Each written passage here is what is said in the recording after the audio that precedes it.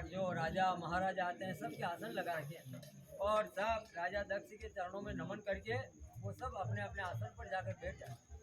तो क्या होता है कि भगवान शंकर आदिदेव थे और जब भगवान शंकर आए तो उन्होंने राजा दक्ष के चरणों में नमन नहीं किया। तो क्या हुआ कि दोनों ससुरा और जमाई के बीच में झगड़ा हो गया।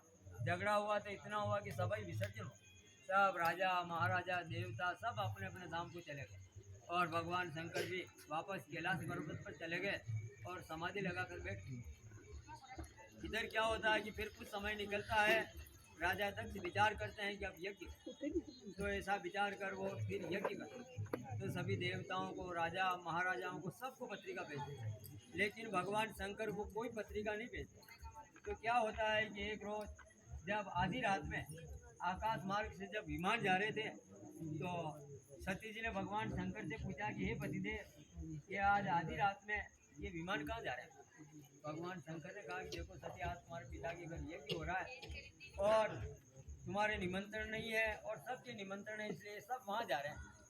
तो क्या होता है कि भगवान शंकर ने सती जी को अनेक प्रकार से समझाया, लेकिन अगर बालक भी कोई हट पकड़ लेता है तो जहाँ तक उसकी इच्छा पूर्ण नहीं होती वो हट नहीं छोड़ता। इसी प्रकार से योगी भी कोई भी हट पकड़ लेता है तो जहाँ तक उसकी इच्छा पूर्ण नहीं होती तो वो हट नहीं छोड़ता। इसी प्रकार से प्रिया औरत भी अगर कोई हट पकड़ लेती है, जहाँ तक उसकी इच्छा पूर्ण नहीं होती है या चाही वस्तु नहीं मिलती है तो वो हट नहीं छोड़ती। तो सती जी ने अनेक प्रकार से भगवान शंकर ने समझाया, लेकिन नहीं कि देखिए, एक तो पिता के घर, मित्र के घर और एक भगवान के मंदिर तो बिना बुलाए ही जाना चाहिए। भगवान शंकर ने कहा कि देखो सती, तुम मेरा कहना नहीं मानती हो तो तुम्हारे को मैं पुष्पक विमान देता हूँ और ये 2 गण और देता हूँ, इनको भी साथ ले जाओ और जाओ। उसी समय सती जी पुष्पक विमान में बैठती है, दोनों गणों को साथ लेकर वहाँ से चल देती है और जहाँ पर जब इस प्रकार से जहाँ यज्ञशाला थी वहाँ पर जाती है। यज्ञशाला में जो ही सती जी पहुँचती है तो वहाँ पर जितने भी मनुष्य थे, बाल बच्चे, स्त्री पुरुष, सब सती जी को देखकर एकदम सबके मुंह चढ़ जाते और कोई सती जी से नहीं बोलता।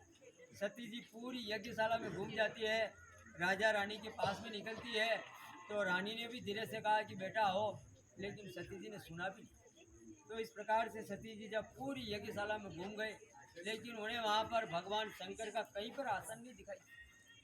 तो इस प्रकार से सती जी को वहाँ पर एकदम क्रोध उत्पन्न होता है और अग्निबल जलकर भस्म हो जाता है। इस प्रकार से जो गण थे उन्होंने सारे यज्ञ को विध्वंस कर डाला। सभी राजा महाराजा देवता सब वापस अपने अपने लोक को चले गए और राजा दक्ष का यज्ञ भी विध्वंस हो गया और सती जी उस यज्ञशाला में जलकर भस्म हो गया और वहाँ से जलकर हिमाचल पर्वत पर हिमाचल राजा के वहाँ जाकर जन्म लेती है। हिमाचल राजा कन्या के जन्म के उपलक्ष्य में बहुत खुशी मनाते हैं और नारद जी को बुलाते हैं, कन्या का नाम संस्कार करवाते हैं। उसी समय नारद जी ने कहा कि कन्या सुलक्षणी है, सारे जगत की माता है, लेकिन इसका एक ही अवगुण है कि इसका पति साधु साई वेश वाला हो और नर मुंडों और सर्पों की माला को धारण करने वाला हो। रानी यह बात सुनती है तो उसके मन में, हृदय में बड़ा दुख होता है, लेकिन क्या करो, विधि का जो लेख होता है वो होके रहता है। इस प्रकार से जब और कन्या का नाम पार्वती निकाला और इस प्रकार से जब पार्वती जी 3 साल की हुई तो वह जब स्कूल पढ़ने के लिए जाने लगी और बड़ी हो गई, जब समझदार हो गई तो वह भगवान शंकर को वर प्राप्त करने के लिए तपस्या करती है। तो इस प्रकार से 10 साल तक वह तपस्या करती है, लेकिन भगवान शंकर समाधि से नहीं उठते। फिर पार्वती जी अन्न जल के आहार को भी छोड़ देती है और इस प्रकार से हजारों वर्ष तक तपस्या करती है, लेकिन भगवान शंकर समाधि से नहीं उठते। तो देवता लोग घबरा जाते हैं कि राक्षसों के अत्याचार बहुत फैले हुए हैं और इस प्रकार से अगर भगवान शंकर समाधि से नहीं उठेंगे और पार्वती जी के साथ विवाह नहीं करेंगे तो अपनी रक्षा कौन करेगा। ऐसा विचार कर क्या होता है कि जब देवता लोग सब भगवान शंकर के पास जाते हैं और उनसे जाकर प्रार्थना करते हैं, हे प्रभु देखिए आप समाधि से उठो और पार्वती जी के साथ विवाह करो, नहीं तो वहाँ प्रलय हो जाएगा और राक्षस लोग हमारा मार डालेंगे, हमारी रक्षा कौन करेगा। इस प्रकार से जब भगवान शंकर समाधि से उठते हैं, हिमाचल राजा लग्न पत्रिका भेजते हैं और धूमधाम के साथ जब भगवान शंकर बारात की तैयारी करते हैं और फिर रथ, हाथी, घोड़े अनेक प्रकार के लेकर जब वे इस प्रकार से आते हैं और जहाँ पर हिमांचल राजा सोने चांदी के खम्भ रुपाते हैं और चांदी की तवरी रचाते हैं, और उस मंडप के नीचे जब कन्या और वर आता है तो इस प्रकार से दोनों के बीच में आपस में शर्तें होती हैं। कन्या वर से शर्तें मांगती है कि गुरुदेव, मैं आपके बाएं अंग में आना तभी स्वीकार करूं कि आप से पहले तो पर स्त्री का मैं नहीं करूँ, ये ब्रह्मचारी रहोगे। और दूसरी बात, जो कहीं पर भी स्त्री मित्रों में बैठो तो हंसी मजाक नहीं करेंगे। तीसरी बात, आपके घर की मैं अर्धांगिनी हूँ, आप जो भी पैसा कमा कर लावे वो मेरे को दे।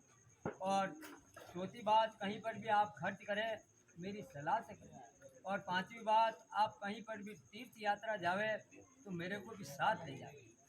और धार्मिक मर्यादा के अनुसार रहना और कार्य करना, और जिस प्रकार से तुम्हारे माता पिता उस प्रकार से मेरे भी माता पिता है, उनका भी आव आदर उसी प्रकार से होना चाहिए। हाँ साहब, ये सब बातें आपने स्वीकार है।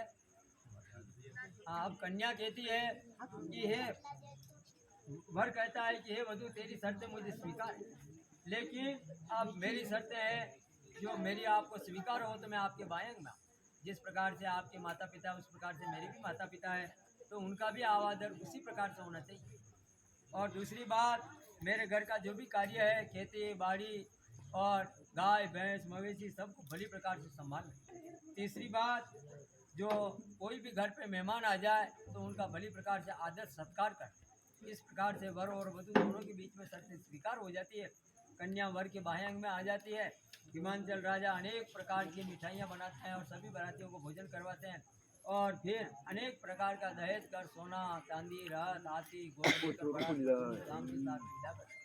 बोलिए शंकर भगवान की जय। बोलिए शंकर भगवान की। नहीं पड़े बा।